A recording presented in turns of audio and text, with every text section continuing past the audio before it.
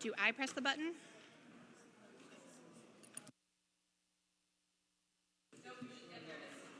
Hello?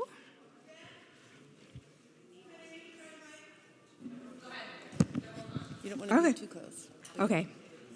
Good morning. That's pretty easy. Yeah, that's pretty easy. Okay. And then when you're done, Hello? you'll push the button. Testing. 1, 2, 3.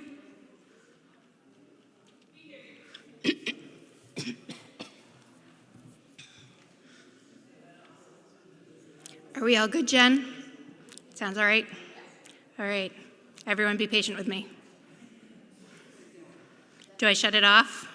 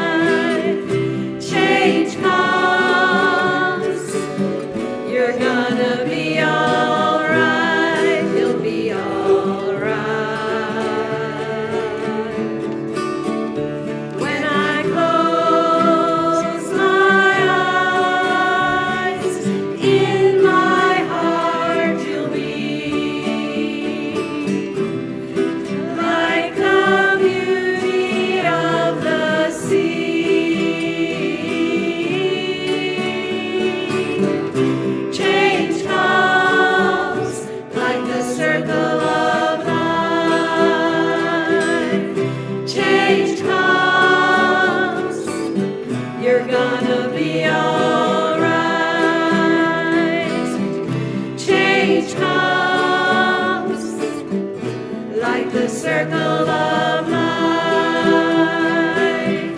Change comes, you're gonna be all right, you'll be all right,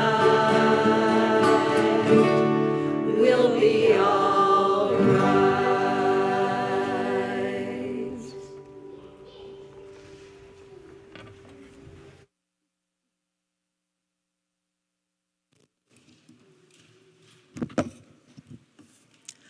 Good morning and welcome.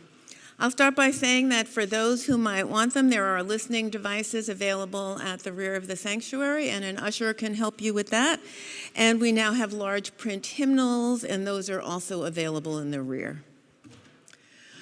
We gather this morning, some of us via the internet, hello out there, some of us here in the sanctuary in the land formerly known as Nadakina, now known as Portsmouth. These are the ancestral lands of the Abenaki people. And I'm glad you're here, however it is that you are joining us. Whether you come filled with joy or sadness, whether you are financially stable or struggling, an atheist, a pagan, a theist, or searching, whomever you love. And whatever brought you here today, you are welcome. And I hope that you find a sense of belonging here in this covenantal community. My name is Myra Aaronson, and I am one of a team of worship associates who have the honor of working with our minister, the Reverend Ellen Quadras, our director of Lifespan Ministries, Kirsten Hunter, and the rest of our wonderful staff, some of whom you see, others who work tirelessly behind the scenes to bring worship services to you each week. Reverend Ellen is off today, and in the spirit of walking the path of change, this month's theme, our guest speaker is Angela Newbury, a member of South Church who grew up in this church and now attends with her own family, including 3 children. The gift of music comes to us today from our house band, South Church Folk, our pianist Susan Adams and Cathy Okhuysen. The time for all ages today is offered by Kirsten, and following that, the children will go to their India.Arie program downstairs. If you would like to socialize after the service, we'll be having fellowship time downstairs. And now Kirsten has some announcements.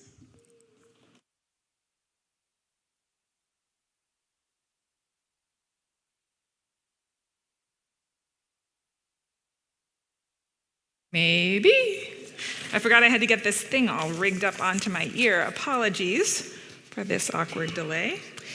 Good morning. My name is Kirsten Hunter. I am the director of Lifespan Ministries here at South Church. What a lovely delight to see you all. A couple announcements this morning. There is, by the way, in your pews a holiday brochure that has all kinds of things happening in the next month, because this is a busy place in December. So please feel free to take a peek at that. This coming Friday here at church, we have our annual holiday celebration. It's a potluck invitation for coming together and sharing some joy and festivity of the season. And we are reconverging with the decorating committee this year. So the folks that put up all the greens will be here at the church and welcome help from anyone who would like to come help hang the greens before our holiday celebration on Friday. So if you want to help hang the greens, come at 5. If you want to just come join us for the potluck afterwards, come at 6. We'll be sharing dishes of meaning to us. So that could be some cookies that you've made that you learned from your grandmother years ago, or it could be a delicious dish that you like to bake this time of year, or it could be something you pick up from the grocery store, because this time of year there's a tradition of being kind to yourself and not overstretching. Whatever you wish to bring in terms of meaning to the gathering, you're welcome, no pressure. And there will also be, you can get a little bit of a jump start on holiday shopping if you join us. The senior youth will have their book sale and fair trade sale out on a table there during that gathering, as well as Sundays through December, through the next few weeks of December. So keep that in mind. And finally, on Thursday, December 15th, There is a Vespers-style service here in the sanctuary. It will be at 7 p.m. To mark the dark nights. It will include readings and reflections, some drumming and dance, and I believe that this is a masked event. So if you happen to not be coming to services because you don't feel comfortable being in a space with unmasked folks, this is a masked event. That's all of our announcements. Thanks so much for being here.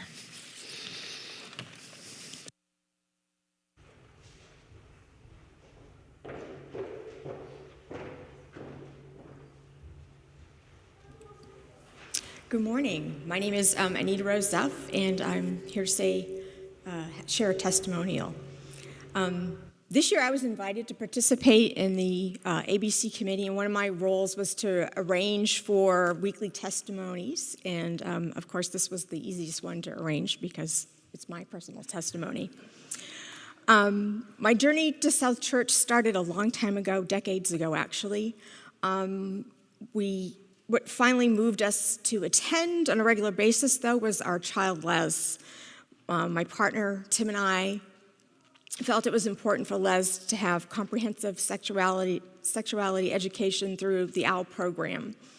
And Les's participation in many other programs, many other fabulous youth programs, I should say, at South Church, engaged our family.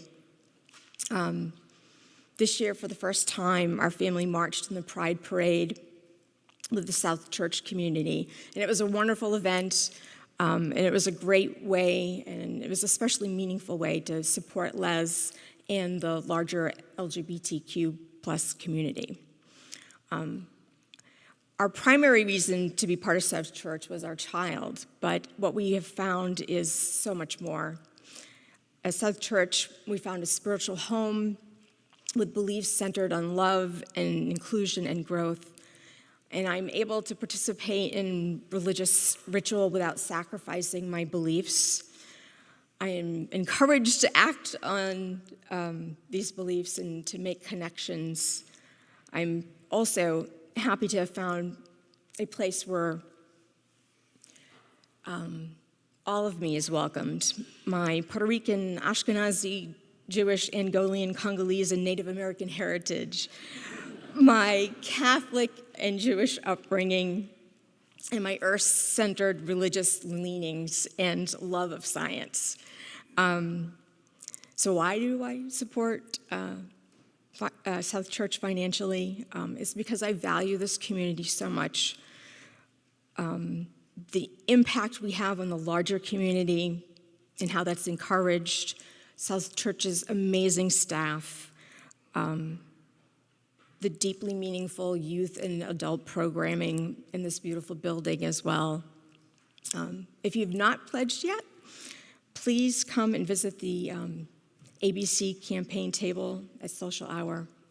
We'll be downstairs after the service. Thank you very much.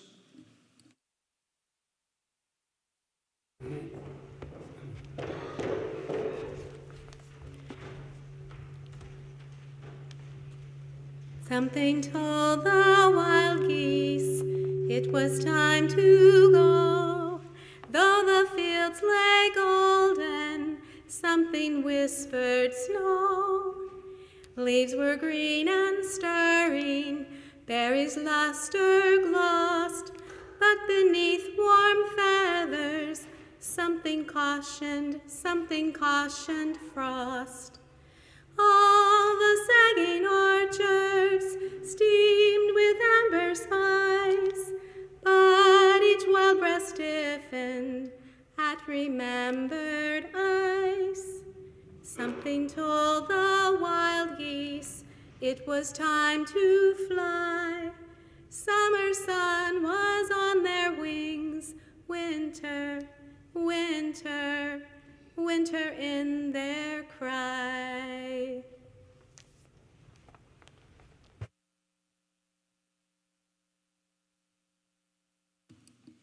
Thank you, Cathy. If you are watching us remotely, I invite you at this time to light your own candle while we light the chalice in the sanctuary.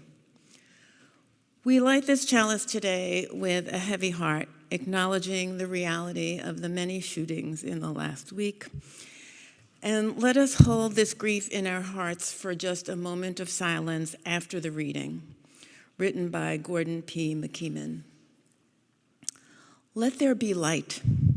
Let it shine in dark places in times of pain, when there is grief, in the darkness of hatred, violence, oppression, where there is discouragement and despair. Wherever darkness is to be put to flight, let there be light.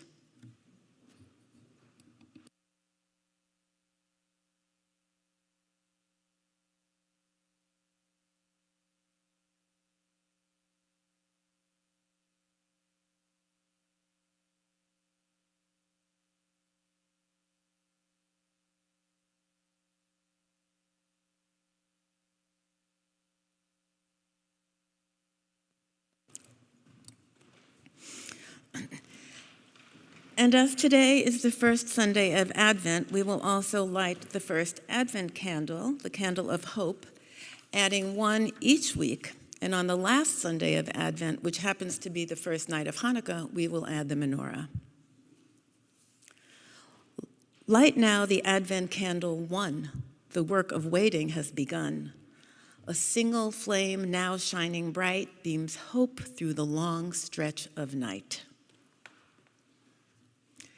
And now please stand as you are able and join me in reciting our mission statement, which is in your order of service and on your screen. At South Church, we nurture spiritual growth through worship, learning, and community. We celebrate the worth and dignity of all people, and we inspire one another to act on our faith in the larger community. Thank you.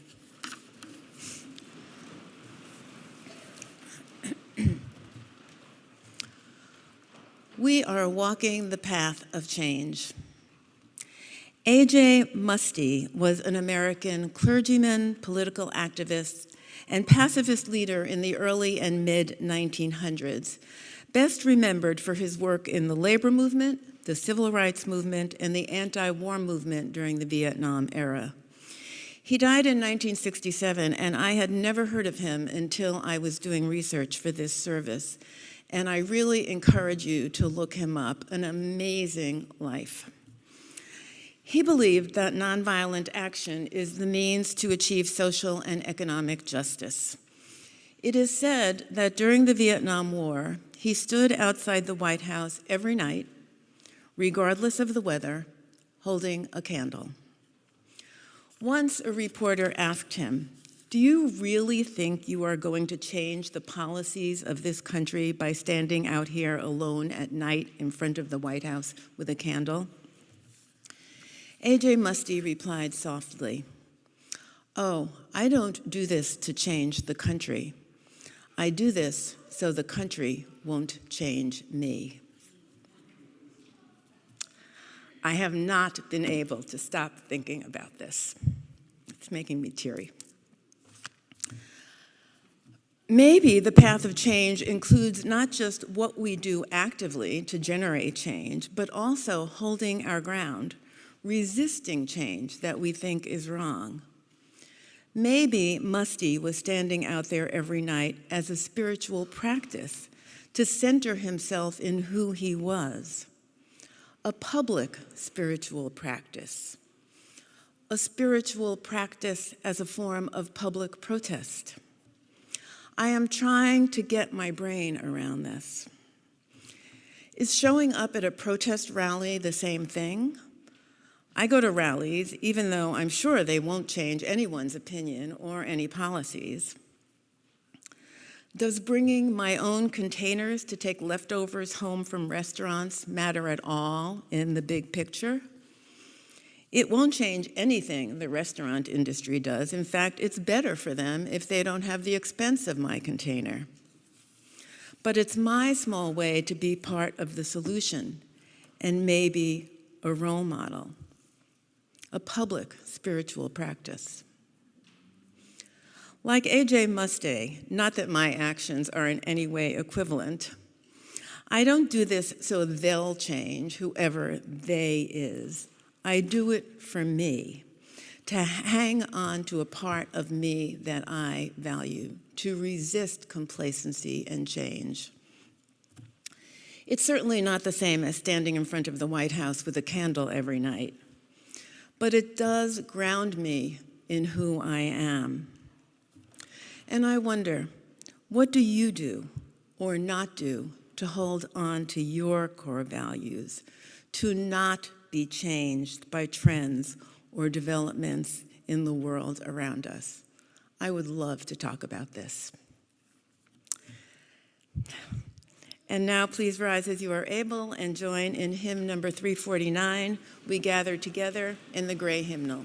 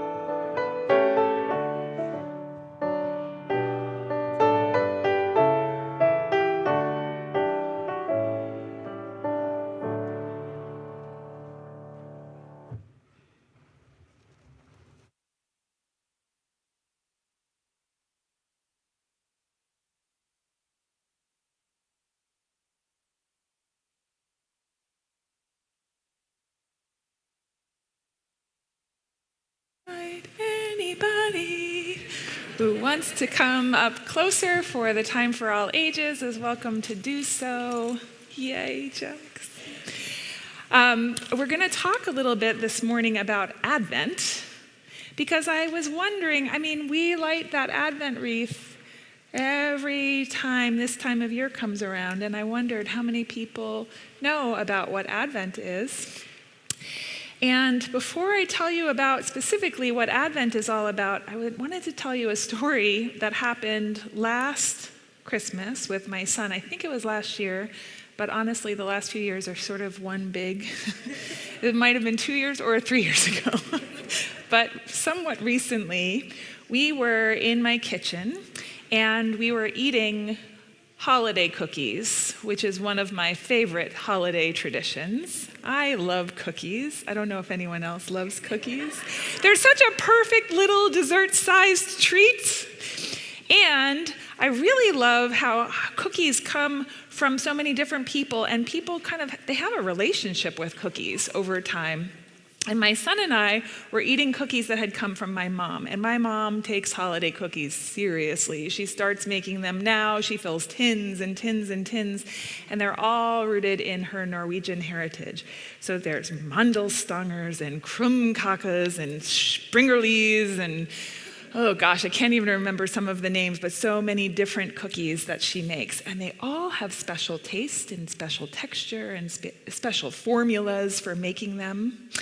Anyway, we were eating a cookie, and we both decided, instead of just eating the cookie, which is really fun, to really be slow about it and think about the cookie and look at the cookie and think about all of the work she did to make the cookie and where the ingredients came from for that cookie. And when we finally bit into the cookie, it was really good, like better than it had been, because we had taken time to really think about it. And I thought to myself, I eat these cookies way too fast. I need to slow down, because every one of those little cookies is made by my mom and is love. Every one of those cookies is a special symbol of a whole lot of things coming together to make that happen. And so I really try not to eat my cookies so fast, to really slow down every time I come across a cookie and think about it, and think about, as much as I can, what kinds of things can I add to tasting this cookie by thinking about it first. And I share that story because that's kind of what Advent is about. Not really, it's not about cookies, but it is about slowing down and thinking deeply about what this time of year is about. And specifically, Advent as a holiday is about slowing down and thinking about this person, Jesus, and the things that he taught people in his life. And Unitarian Universalists have all different feelings about who Jesus was. Some people in this room believe that Jesus was the Son of God, and some people in this room do not believe that. But I think most of us coalesce around the idea that Jesus taught some really amazing things in his lifetime. There are some deep lessons that he taught. And Advent is 4 weeks where we are asked to really think about each of those lessons. The first one, and I wrote it down because I always switch the words, but the first week is a week to think about hope. And hope is important partly because of what Myra named right at the beginning, because there's hard things in this world, because there's shootings, because there's sadness, because there's so much that really puts weight on our hearts. And when you spend time thinking about hope, it helps keep you strong enough to handle what's hard, what makes us feel despair, what makes us feel hopeless, right? And that was a lot of what Jesus taught, was here are important things to keep in mind, and here are the ideas in this world that help keep you connected to everybody else and to this whole planet. And when you focus on those ideas, when you practice them, when you slow down and take time to really learn them, to hold them inside you, they become a superpower that helps you face the hardest things in the world. And they become a superpower that help you love others. And so for the next 4 weeks, some people in our congregation are going to be celebrating this season of Advent, of slowing down, of thinking about hope, and thinking about, let's see if I can remember, I think it's love, it's the second one, and then joy, and then peace is the fourth candle. And all of that leads up to Christmas, which for some of us is a really special time, kind of like eating a cookie. And so, before you eat the cookie, let's stop and think about those big ideas behind it. And that's what Advent is about. So that's what I have to share today, and I'm going to invite anyone who wants to head downstairs with Jen, and we'll sing you out.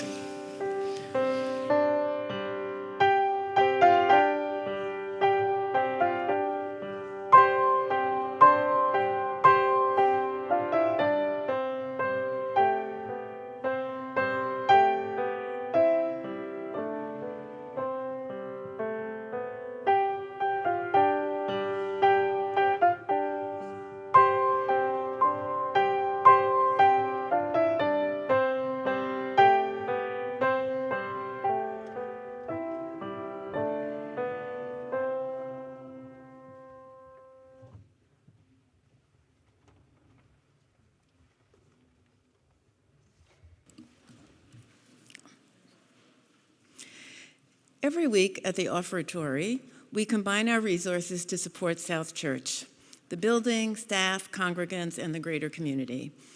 This month, the recipient of our shared plate was selected by our youth group, and the collection will be shared with Black Lives Matter Seacoast, founded just 2 years ago to dismantle anti-Black policies, fight against injustice and brutality, and nurture and support the Black community through an array of very exciting initiatives.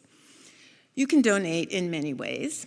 You can use our mobile app, Banco. You can give via the donate link on our website or by sending a check in the mail to our office at 73 Court Street in Portsmouth. I know that's very old-fashioned.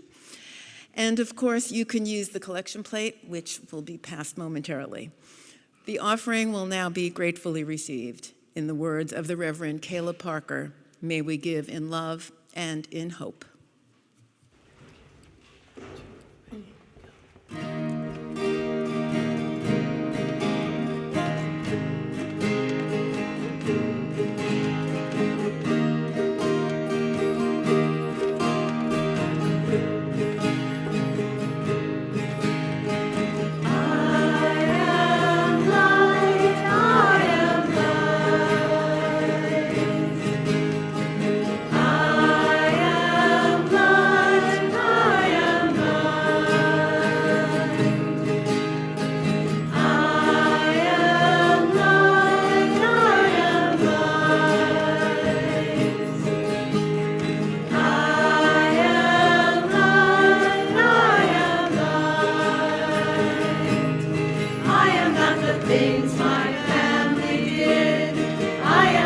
the voices in my head. I am not the pieces of the brokenness inside. I am light. I am light. I am light. I am light. I am light. I am not mistakes that I have made, or any of the things that cause me pain. I am not the pieces of the dream I left behind. I am light. I am light. I am light. I am light. I am light. I am light. I am not the color of my eyes. I am not the skin on the outside. I am not my age. I am not my race. My soul inside is all light. All light. All light. All light. All light. I am light. I am light. I am light. I am light. I am divinity divine. I am the God on the outside. I am a star, a piece of it all. I am light. I am light. I am light. I am light. I am light. I am light. I am light.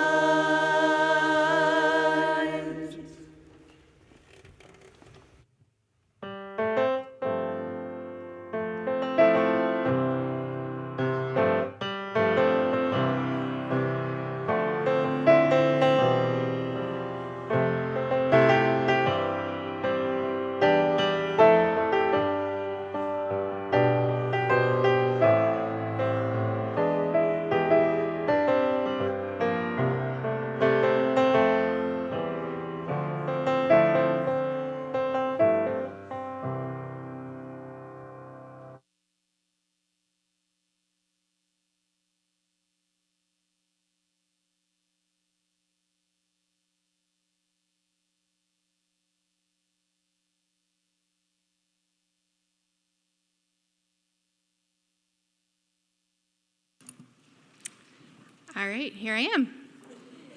Phew. Prayer as a layperson in a UU church is a tricky thing. So please give me grace, as this is outside my comfort zone. In my home, we set up an Advent altar where we spend time being thankful for the earth and water, for plants, animals, and finally, humans. I'd like to intermingle my own tradition with our Advent observations here at South Church.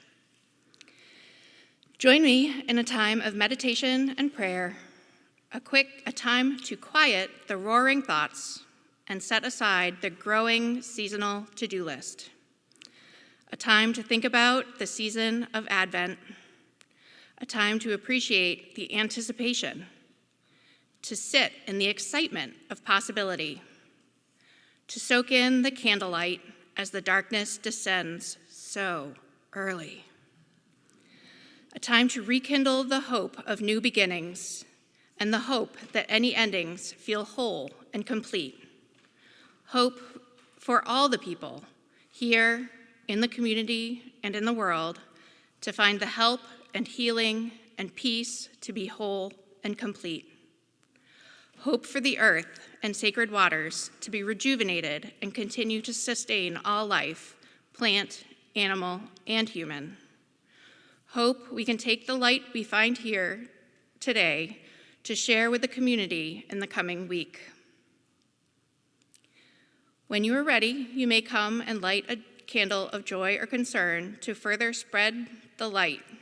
Reverend Ellen and the pastoral associates are ready and able to support you if you need some extra TLC. Please approach from the side aisles and return to your seats through the center.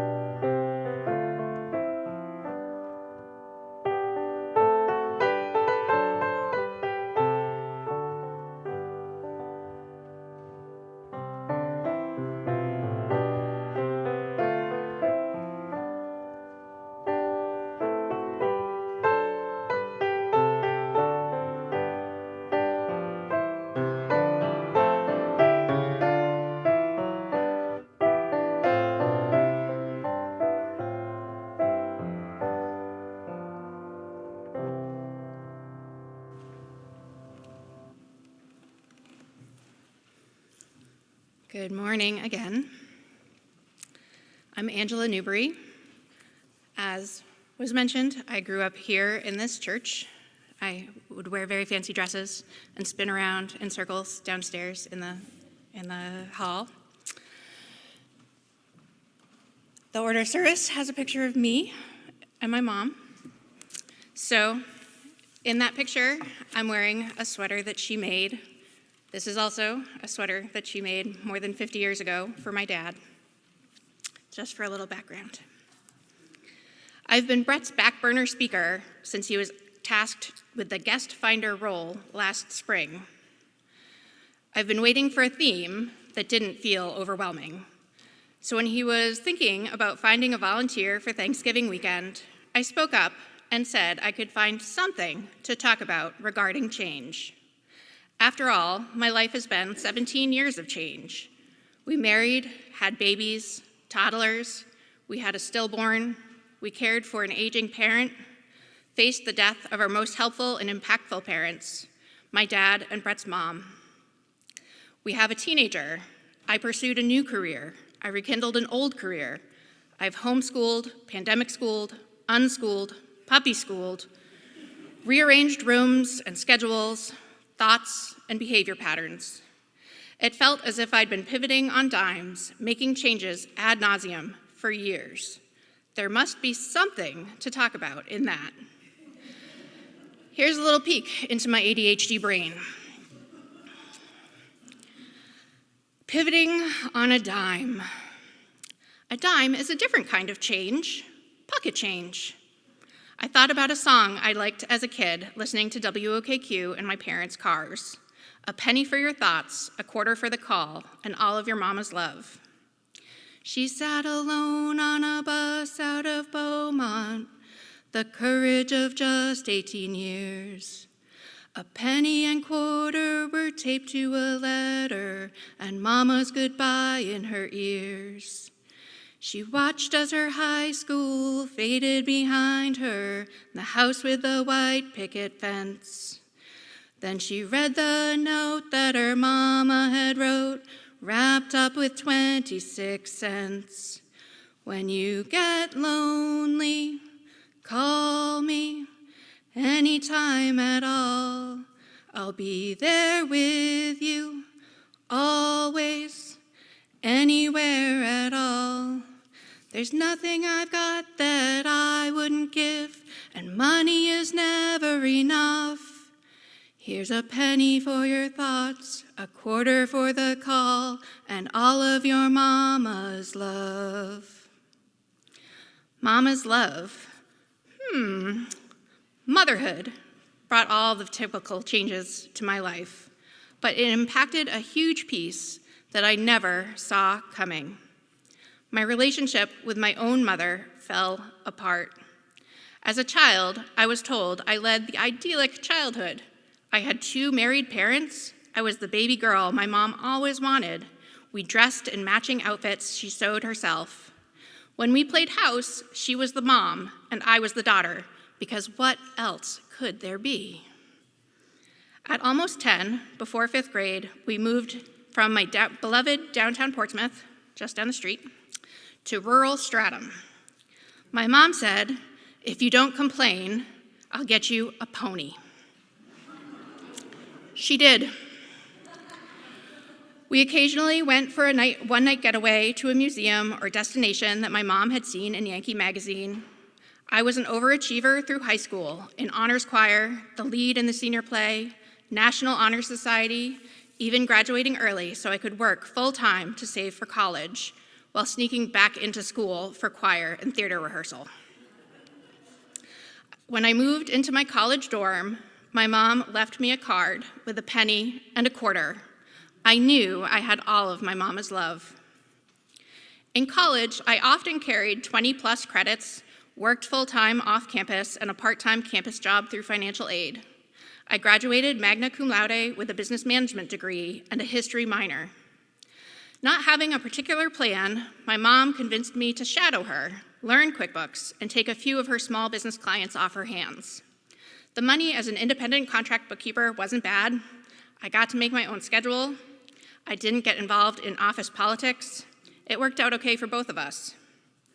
As I moved out on my own and faced being Angela as a grown-up, I started recognizing some patterns. I did all the things I did: choir, theater, business school, history minor, even becoming a bookkeeper, because I was trying so hard to make my mom proud. I lived for her. When downplaying the trauma young 9-year-old Angela felt at leaving her lifelong friends and easy access to activities when we moved, exclaiming, "But I had a pony," my therapist asked, "Did you want a pony?" Well, no. I was actually pretty afraid of her. She stepped on my toe and it really hurt. I was afraid of falling. My writing teacher wasn't very nice. I don't really like being dirty. Later, talking to my mom, she told me she'd always wanted a pony. There it is. Maybe my idyllic childhood wasn't really as idyllic as I was told it was. Maybe I wasn't a carbon copy of my mother, despite choir, theater, honors, and bookkeeping. But I dutifully kept on keeping on, getting married and having babies, walking the path my mother forged. As I grew into motherhood, I found paths my mother hadn't traveled. I took my eldest to a Waldorf preschool with wooden toys instead of battery-operated, loud, flashy lights. I learned to cook. Gravy didn't always come from a packet. I attended goddess groups where I learned about archetypes and bravery and being proud of oneself. What? Proud of myself? Growing up with the saying, "Don't pat yourself on the back so hard you break your arm," really made any sort of pride into hubris. The first time I stood my ground against my mother was over car seat safety. I couldn't compromise. We shared a duplex. I was my ill father's primary caretaker, and she didn't speak to me for 6 months. Awkward. We somehow swept it under the rug, pretended it didn't happen, and life went on. Mothering, with my mother in the house, was hard. I would overhear her snide comments to my dad, never to my face. I learned to recognize passive-aggressive mannerisms that started to eat away at our relationship, mostly because I wasn't her carbon copy anymore, but I was still trying to be, and I was failing on both sides. I wasn't her. I wasn't me. I wasn't happy. My dad died in 2018. We knew it was coming. Rosalie, at age 5, said life will never be the same. It isn't. I don't think any of us really understood the role my dad played as a buffer between my mom and myself. Without him as a buffer between us, it was contentious. In 2020, my mom left my home. As she was packing her things, I asked if she'd see our family therapist. She said it wouldn't matter because she wouldn't be speaking to me again. So much for all of my mama's love. I was heartbroken and worried and mad and hurt and sorry. I was having my telehealth therapy appointment mid-pandemic, telling my therapist about a wrenching thing Simon at, what was he then? 3? Almost 3? Simon had said. He asked, "When is Nana coming back?" And I replied, "She's not going to live here anymore. She lives in another town now." And he said, "I was a naughty boy. It was my fault." I hugged him tight, and I assured him it was not his fault. My therapist couldn't hug me over the phone, and she's not really that kind of therapist. But she quietly said, "Angela, it's not your fault either." Oh my God. It's not my fault either. My mother is a grown person, making her own choices and decisions. I spent the next months realizing that my internal monologue had been her voice, mostly saying I wasn't doing well enough. When she was no longer in my home, she stopped taking up space in my head too. The voice was silent for a while. It was pretty echoey in there. And then it started chiming in with all of the positive affirmations I'd been trying to incorporate into my being for years.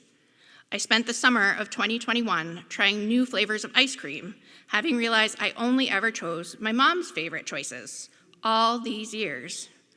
What if mint chocolate chip isn't actually my favorite? I've never tried Bananas Foster. It turns out peanut butter pie is my favorite, but there are lots of good ones. I saw my mother a few times in 2022.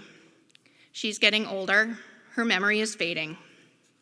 I understand how her growing up years were hard. And she worked tirelessly and diligently when my dad was retired, unable to provide financially for our family anymore. She worked 2 full-time jobs and 300 tax clients between February and April for many years. She found small joys where she could, a night away near a museum, and brought me along. She did the best she could with what she had, and it wasn't always what I needed. It's my job to nurture my inner child and heal the pain that wasn't validated then. It's up to me to be the best mother I can be and hope my children will have the grace to forgive me when it's not everything they feel like they need. And I will listen with empathy and compassion when, not if, they tell me I've hurt them. This is the most important change, having the courage to alter generational stories and patterns that have been passed from mother to daughter for too many years. I will change the narrative of what it looks like to be a mother in my family, a compassionate listener versus all-knowing, all-powerful woman who needs to have everything under control.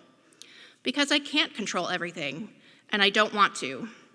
I want to teach my children to own their own feelings and beliefs and choices that don't have anything to do with me.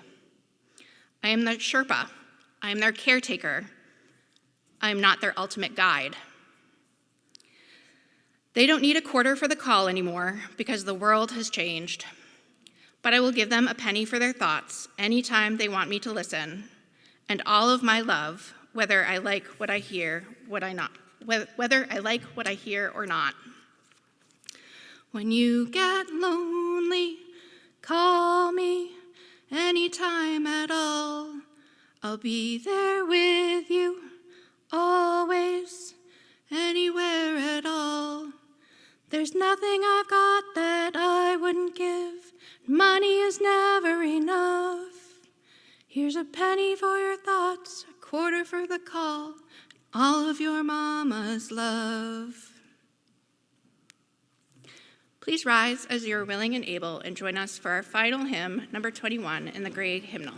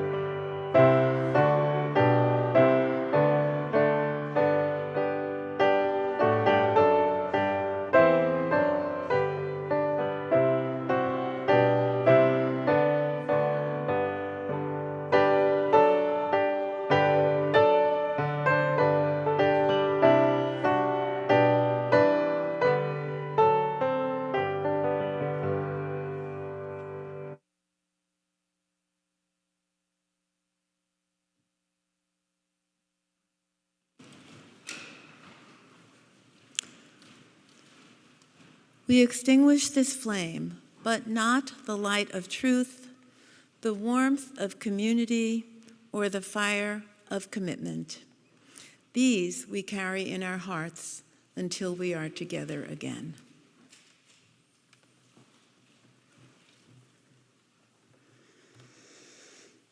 This is a poem, May You Be Changed, by Emily Richards. May you leave this time together changed. May the promises you have made to yourself about who you want to be feel closer to the reality of who you are right now. May you share that feeling of transformation wherever you go. May it spread into every word, deed, thought, and interaction until we are all changed, transformed, and transforming together, becoming our better selves.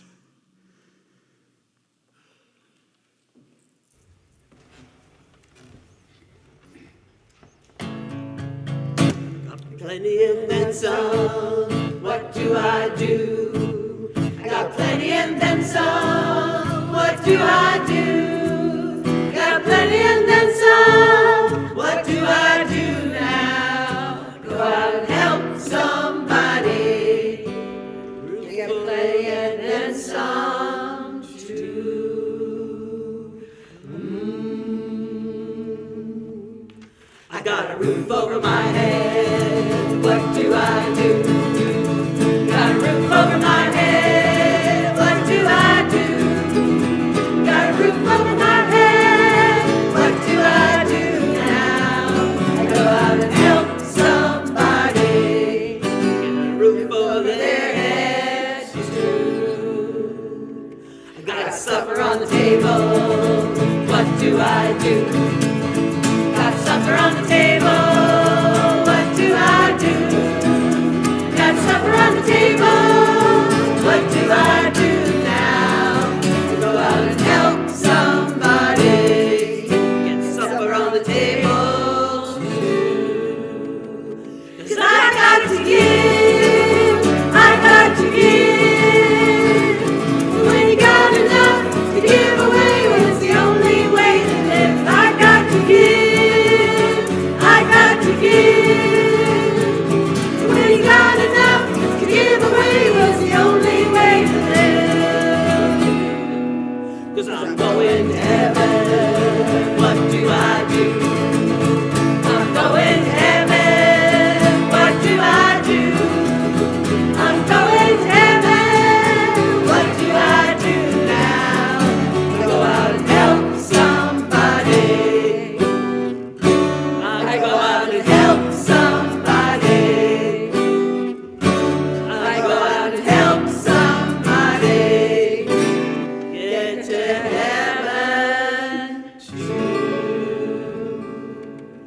'Cause I got to give, I got to give. When you got enough to give away, was the only way to live. I got to give, I got to give. When you got enough to give away, was the only way to live. I got plenty and then some, what do I do? Got plenty and then some, what do I do? Got plenty and then some, what do I do now? Go out and help somebody. I go out and help somebody. I go out and help somebody. Get plenty and then some too.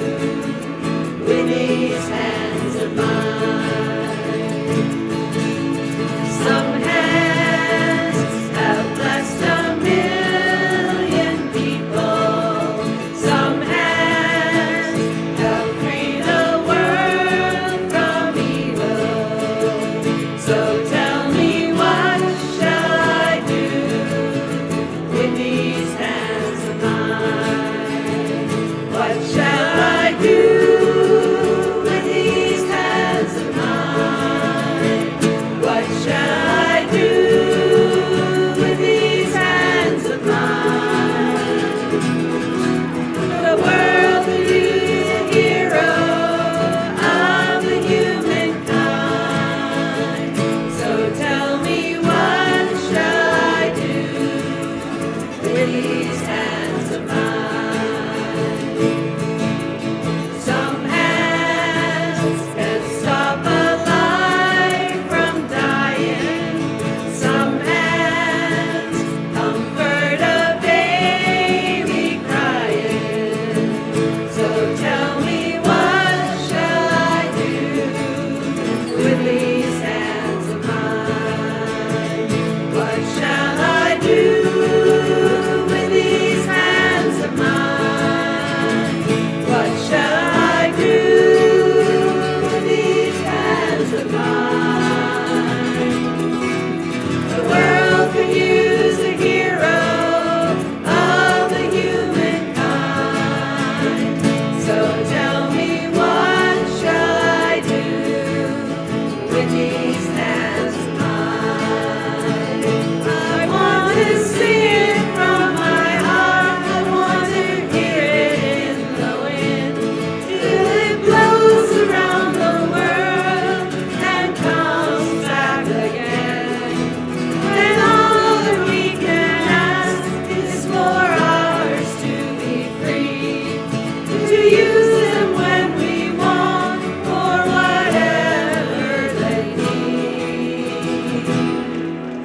Some hands, they give a voice to the nation. Some hands, though the times they are a-changing. So tell me, what shall I do with these hands of mine? What shall I do with these hands of mine? What shall I do with these hands of mine? The world could use a hero of the humankind. So tell me, what shall I do with these hands of mine? What shall I do with these hands of mine? What shall I do with these hands of mine? The world could use a hero of the humankind. So tell me, what shall I do with these hands of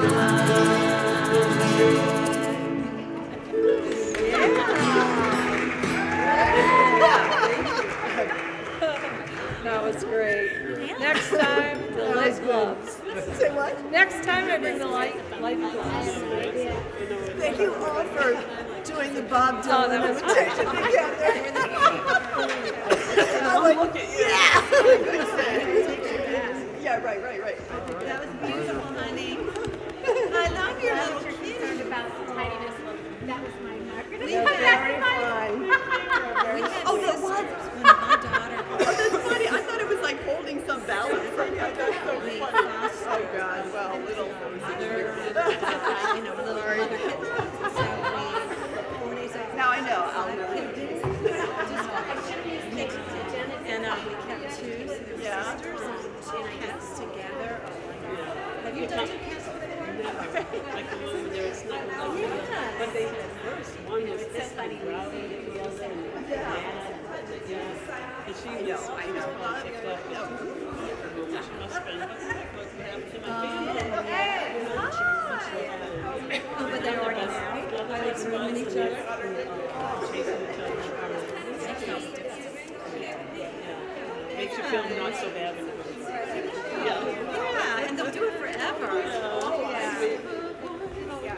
See, that was a little faster. Was it a little faster? Yes, that was good. Did you enjoy that? much more.